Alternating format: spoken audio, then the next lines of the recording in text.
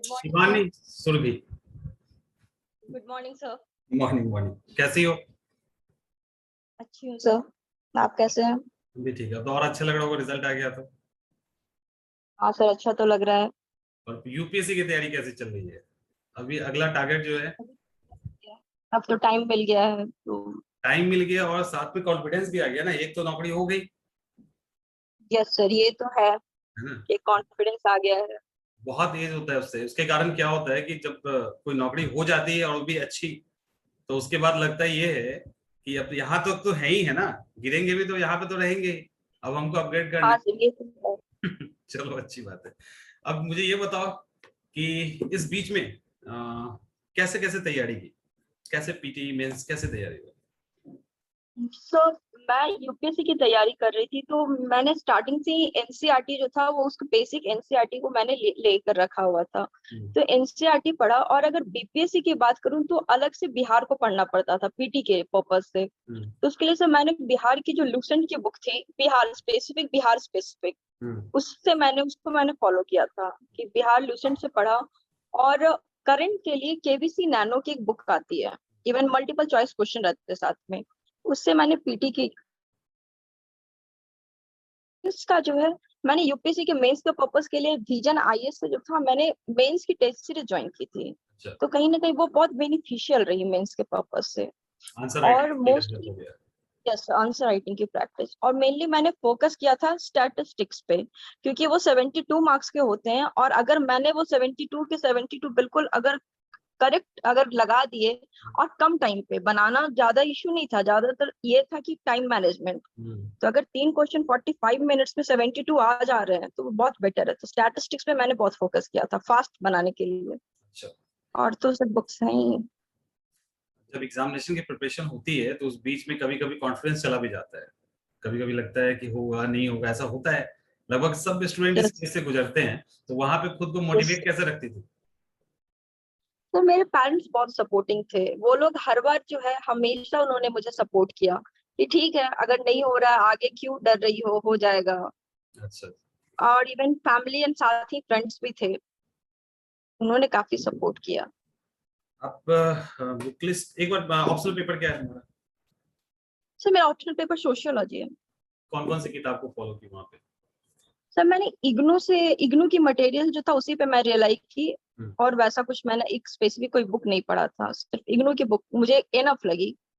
अभी जो नए लोग अभी मेंस देने जा रहे हैं, 65 वाले, यस सर। सॉरी 66 वाले ना, तो 66 66 वाले, वाले। तो उन लोगों के लिए क्या सजेशन होगा? बहुत लोग घबरा रहे हैं, करंट अफेयर्स कहाँ से करें, या और भी कंटेंट है, मेंस लिखें कैसे, तो इसके लिए क्या प्लान है? सर, सबसे पहले तो मैंने बहुत सारे, जब हम लोग मेंस दे रहे थे तो लोग की एक क्वेश्चन रहती थी कि एक क्वेश्चन छूट गया, 2 क्वेश्चन छूट गया, क्वेश्चन वो बना नहीं पाते थे।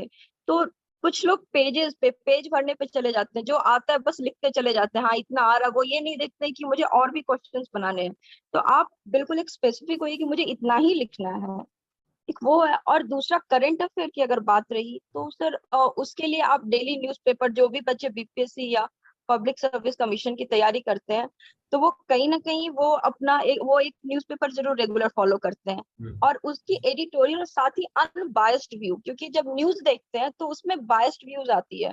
कोई एक पर्टिकुलर पार्टी को सपोर्ट कर रहा होता है, लाइक इजराइल की जो भी चल रही इशू, तो कोई पैलेस्टीन के साथ है, तो कोई आपका इजराइल को सपोर्ट कर रहा है। और अगर इससे मेंस में क्वेश्चन आ गई तो ऐसा भी हो सकता है कि लोग बिल्कुल एक तरफ ही चले जाएं।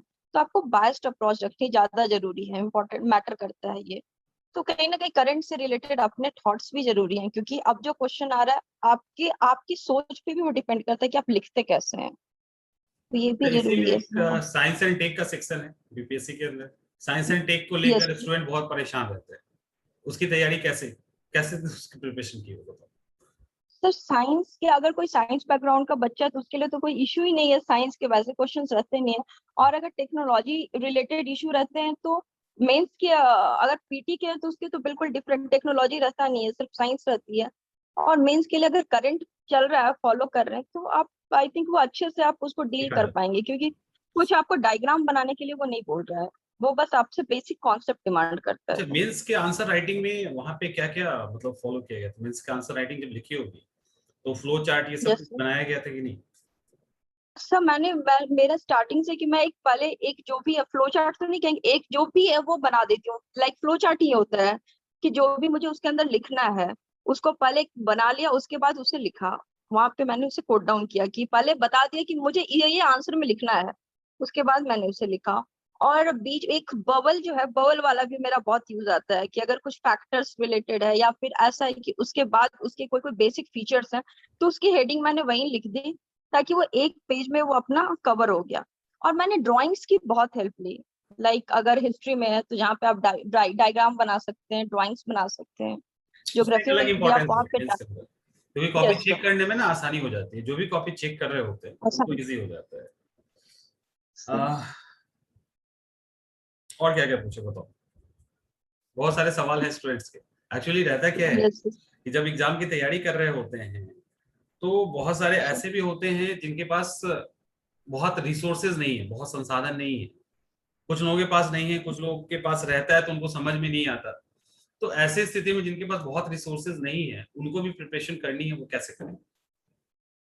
तो एक मैं जब प्रिपरेशन कर रही थी तो उसमें एक दो बुक थे, एक एक प्रैक्टिस बुक थी। मैंने आई थिंक प्रकाश पब्लिकेशन की थी, मैंने उसे लिया था। उसमें सारे पहले प्रीवियस ईयर क्वेश्चंस पेपर थे।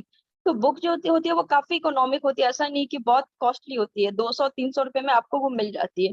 तो एक तो उसकी जरूरत है। और आज के समय में सबके पास स्मार्टफोन है, ऑनलाइन स्टडी चल रही है, आप वहां पे भी आप जो है वो वहां पे देख सकते हैं कि क्या चल रहा है। लेकिन सबसे पहले खुद की तैयारी जो है वो आवाज कट रही है जो शिवानी। क्वेश्चन, अगर जीएस पेपर 1 है तो उसका फिक्स्ड पोर्शन है कि ये 3 है, अगर 8 है तो उसमें यही 3 क्वेश्चन आएगा, चाहे वो पतना कलाम पेंटिंग हो, मौर्यन आर्ट हो या मधुबनी हो, कोई एक क्वेश्चन वो जरूर पूछेंगे।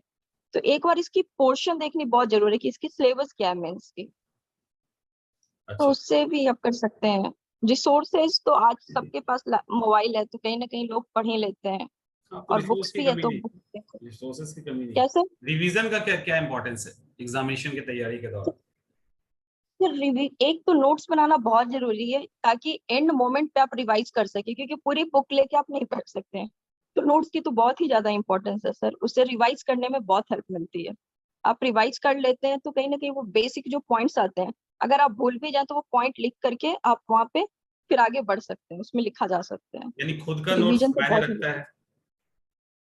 खुद के नोट्स ही ज्यादा मायने रखते हैं। ऐसा नहीं है कि कोई कोचिंग इंस्टीट्यूट के नोट्स अगर आप उसको फॉलो कर रहे हो तो उसकी नोट्स से भी आप खुद की अपनी एक नोट्स बनाओ, नोट्स बनानी क्योंकि चाहिए। उसमें वो आप बनाते हो जो आपको याद नहीं रहती है, जो आपको इम्पोर्टेंट लगता है।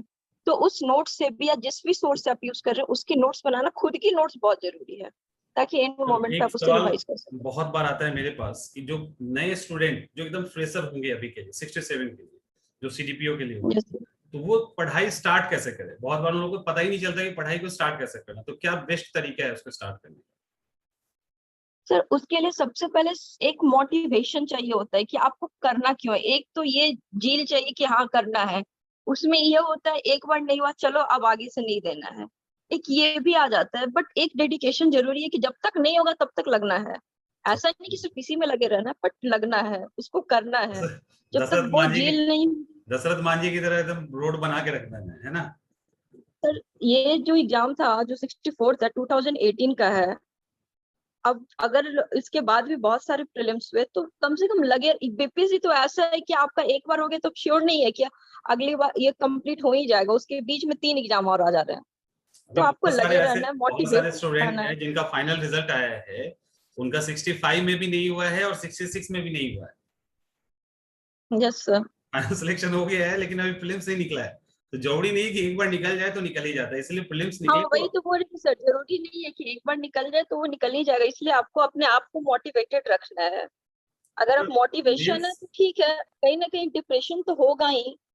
जिनको नहीं हुआ उनको बहुत डिप्रेस्ड होंगे अभी, क्योंकि एंड में आकर छटना बहुत तकलीफ होती है। तो वो भी कहीं ना कहीं आई होप कि हो ही जाएगा, अगर मेहनत किया है तो लोगों को हो ही जाएगा। मेहनत तो रंग लाएगी, आज आए चाहे कुछ दिन बाद आए। अच्छा एक बात बताओ, मेंस के अंदर आंसर राइटिंग प्रैक्टिस का क्या इंपॉर्टेंस है? सर लिखने की जो स्पीड है ना वो अच्छी होनी चाहिए। आपको आंसर्स अटेम्प्ट करना आता है लेकिन लोग लिख नहीं पाते हैं, तो कहीं ना कहीं लिखने की प्रैक्टिस बहुत जरूरी है।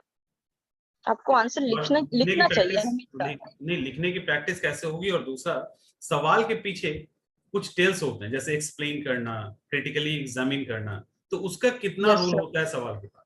क्योंकि बहुत सारे ऐसे स्टूडेंट है ना जो घर में तैयार करके चले जाएंगे, जैसे पटना कलम है, वो तैयार करके चले गए, पीछे क्या पूछा है उससे मतलब नहीं है, जो तैयार करके गए हैं वही जाके वहां पे लिख देंगे। तो उसका क्या रोल है ये? यस सर, ये तो सर उसका कहीं ना कहीं अगर क्रिटिकली एग्जामिन किया है या एक्सप्लेन करने बोला तो आपको एक्सप्लेनेशन पे फोकस करना है। और इसके लिए कहीं ना कहीं आई थिंक मेंस के लिए आपको कोचिंग ज्वाइन जरूर करना चाहिए। अगर नहीं है तो टेस्ट सीरीज तो आप जरूर ज्वाइन कीजिए, क्योंकि आपको मार्क्स नहीं पता। आप लिख के आते हैं, लगता है मैंने तो सारे आंसर लिख दिए, बट वहां पे 10 में मार्क्स सारे 2 3, 22 मार्क्स के हैं। आप तो सोचे कि मुझे 20 आ जाएगा, दे दिया 8 नंबर। तो वो कहीं ना कहीं कोई गाइड करने की जरूरत है। यहाँ पे इस पॉइंट पे कोचिंग की तो बहुत ही नीड है कि आप कैसे उसको बनाते हैं। टेस्ट सीरीज तो कंपलसरी है, कोई चेक कर दे आपकी कॉपी, इसकी यहाँ पे इम्पोर्टेंस है। और अब ये बताओ कि एकदम एक लंबा टाइम चला पढ़ाई करने का, तो इस लंबे यस टाइम सर। में लगभग कितने घंटे की रूटीन होती थी, क्या रूटीन फॉलो किया जाता था पढ़ाई का? सर वैसे कोई मेरी स्पेसिफिक रूटीन तो रही नहीं, लेकिन हाँ ये था कि मिनिमम आपको 5 घंटे तो देने चाहिए रेगुलरली। 5 घंटे, ये नहीं कहते कि 12 घंटे पढ़ने चाहिए, 14 घंटे। अगर आप 5 से 8 घंटे भी बिल्कुल फोकस करके स्टडी कर रहे हो, मतलब आपके पास ना मोबाइल हो, कहीं दूसरा डेविएशन कुछ नहीं हो, तो आप वो काफी है। 6 7 घंटे बहुत है, मोर देन इनफ है। समस्या है कि कंसंट्रेशन आता कैसे है इतना, कैसे लगता है कि नहीं सिर्फ पढ़ना है मोबाइल छोड़ के, क्योंकि बहुत समस्या है लोगों में, स्टूडेंट्स में खास करके। अच्छा, एक और बहुत बहुत ही मुझे लगता है कि कहीं ना कहीं स्टूडेंट्स गलत करते हैं कि वो अभी तो बहुत सारे ऑनलाइन, मोबाइल हाथ में रहता है, बहुत सारा ऑनलाइन यस ग्रुप्स सर। होता है, वो एक साथ 10 12 15 कितना ज्वाइन कर लेते हैं वो पता नहीं, वहां से स्टडी मटेरियल कलेक्ट कर लेते हैं, और पता चलता है कि उसको प्रॉपर रिवाइज भी नहीं कर पाते हैं और उसी के बोझ में दब जाते हैं। तो यहाँ पे क्या सजेशन होना चाहिए इस ऑनलाइन में जो भटकने का बहुत चांसेस है, वहां पे कैसे अपने आप को कंट्रोल में रखें? सर मैं भी कभी कभी ऑनलाइन स्टडीज करती हूँ, इवन अभी भी करती हूँ।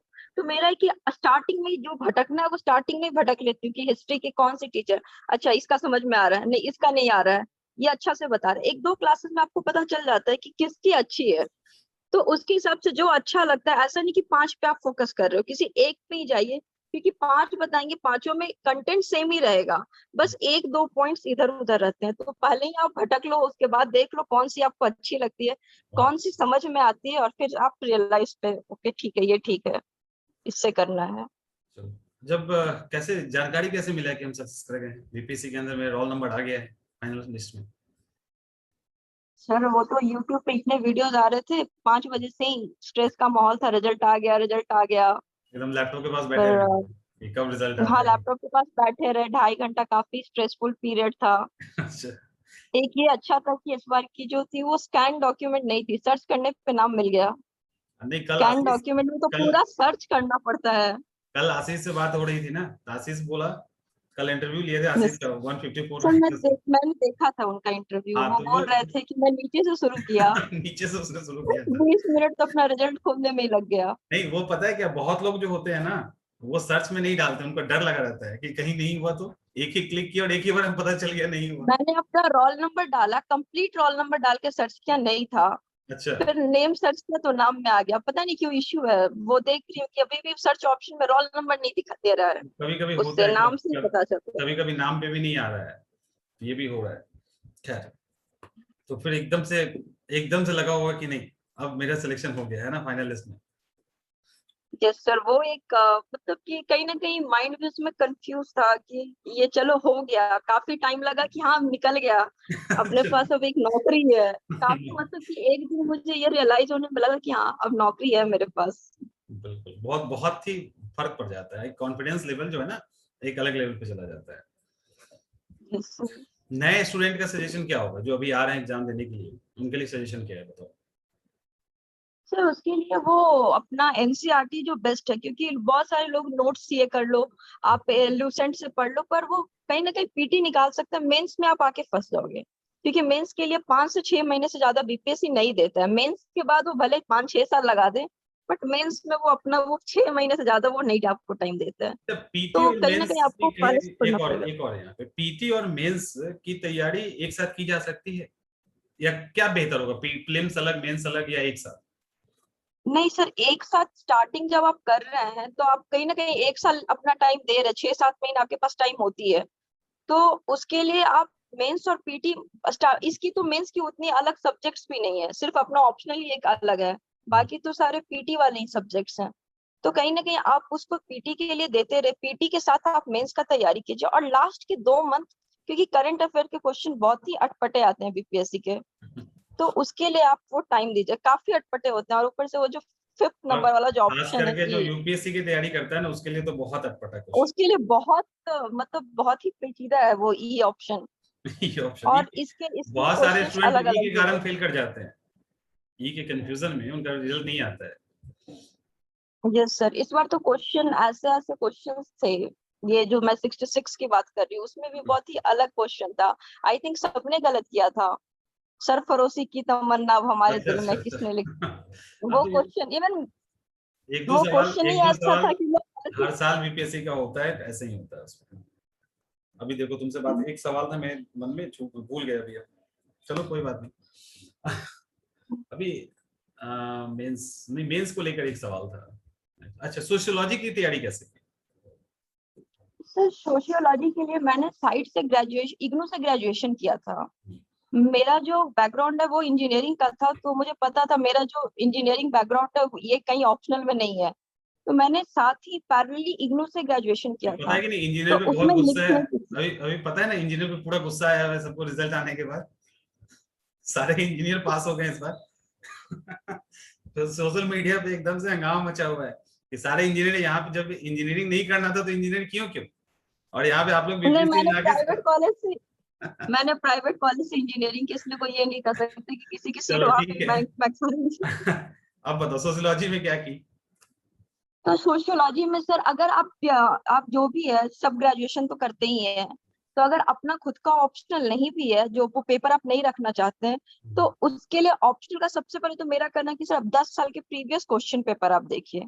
आप देखने के बाद आप वो ऑप्शनल जो चूज किए हैं उसका पहले क्वेश्चन देख लीजिए, उसके बाद आप उसे पढ़ना शुरू कीजिए, ताकि आपको पता हो कि इसमें किस तरीके का क्वेश्चन आएगा, किस तरीके का पूछेगा। लाइक मेरे में थिंकर्स बहुत इंपॉर्टेंट थे, तो ऐसा नहीं बस थिंकर के बारे में पढ़ लिए, जितने थिंकर सब पढ़ लिए, उसकी कहीं ना कहीं उस किस केस से उसकी इंपॉर्टेंस क्या है, उसमें हम उस थिंकर को कहाँ कोट कर सकते हैं, इसके लिए नेसेसरी कि हम पहले क्वेश्चन पेपर देखें प्रीवियस 10 ईयर का, और फिर उसको सॉल्व करें, तो फिर उसको पढ़ें, आई मीन कि उसको पूरा कंप्लीट पढ़ें, थोरोली पढ़ें, सोशियोलॉजी के और अंदर नोट्स बनाते चलें। सोशियोलॉजी के अंदर रिलेट करना बहुत जरूरी होता है, एक टॉपिक को दूसरे टॉपिक से, तो उसमें कैसे यस उसको सर। मैनेज किया? सर उसमें जो भी स्टूडेंट्स है या फिर जैसा मैंने किया, एक नोट्स मैं हमेशा ही बनाते आई, उस नोट्स को, और फिर अगर आप चाहें तो कहीं से भी आप नोट्स परचेज भी कर सकते हैं, कोचिंग इंस्टीट्यूट्स की नोट्स अवेलेबल, आप उसको भी देख सकते हैं कि इसके नोट्स में किस तरीके से क्वेश्चन है। कभी कभी मेंस का आंसर की वो दे देते हैं आंसर के साथ कि इसका ये क्वेश्चन का ऐसे आंसर आप लिख सकते हो, तो वो भी बहुत बेहतर होता है कि आप उसको भी देख सकते हैं कि किस तरीके से सॉल्व किया गया है। और कभी कभी आप उस आंसर को पढ़िए और फिर खुद से लिखिए कि क्या हो रहा है क्या, और फिर उससे मैच कीजिए क्या छूटा नहीं छूटा, तो ये भी बहुत बेटर आई थिंक तरीका है मेंस के लिए। जो भी यूपीएससी और पीसीएस को कैरियर बनाना चाहते हैं यस सर। वो बना सकते हैं, उनको घबराने की जरूरत नहीं है, किसी भी बैकग्राउंड के हो आ सकते हैं इधर। किसी भी बैकग्राउंड के आ सकते हैं सर। ये ऐसा लगता है ना कि गांव के हैं, सरकारी स्कूल में पढ़े हैं, तो नहीं हो सकता है, कुछ ऐसा तो नहीं है ना? नहीं सर, ऐसा कुछ भी नहीं है, क्योंकि ऐसा नहीं कर सकते, सरकारी स्कूल के बच्चे आज आईएएस बने हुए हैं, ये कहीं नहीं है कि उनके पास उनको वो मोड नहीं मिला, बस पढ़ने का, मेरे हिसाब से बस पढ़ने की जील होनी चाहिए कि हाँ मुझे करना है, तो वो और बच्चे फिर कहीं से भी यूपीएससी पढ़ नहीं, लेंगे। यूपीएससी में आने के बाद तो 6 से ही पढ़ना है, एनसीईआरटी पढ़ाई तो फिर छठे से स्टार्ट ही करनी है, स्कूलिंग अच्छे से हो कि ना हो, है ना, फिर तो स्कूलिंग नहीं, करनी ही करनी उसको है। तो बस उसको तो मार्क्स से भी लेना देना नहीं है कि आपको 33% बस पासिंग मार्क्स होने चाहिए। Public service commission I think ऐसा एग्जाम जिसमें परसेंटेज की कोई जरूरत नहीं है, आप 3rd डिवीजन भी पास किए हो तो चलो ठीक है, बहुत है, पास ये तो भी हो। अच्छा होगा, बिल्कुल। चलो बहुत अच्छा लगा। और कोई टिप्स देना चाहो नए स्टूडेंट को, क्योंकि आप लोग तो अब सिलेक्शन लिस्ट के अंदर में हैं, तो सर मोटिवेटेड रखिए, आप खुद को मोटिवेट रखिए और निगेटिविटी से दूर रहिए, क्योंकि जब आप तैयारी करते हैं तो बहुत सारे लोग होते हैं जो आपको ये आके कहेंगे, अरे 99% वाले को तो नहीं हुआ, तुम क्या कर रहे हो, तुम तो 60% वाला है। तो लोगों से दूर रहिए आप। ये बहुत बड़ी निगेटिविटी है, नहीं, ये आपको तो भी निगेटिव शिवानी, करने की कोशिश ये एक करनी नया है। टॉपिक छेड़ दिया। अच्छा, इस तरह के जो निगेटिविटी होती है, इससे स्टूडेंट बचाएंगे कैसे खुद को? और उनको कमेंट बहुत मिलता है, कभी फैमिली वाले से, कभी रिलेटिव से, कभी पड़ोसी से, तो मतलब कैसे वो पीस रखें?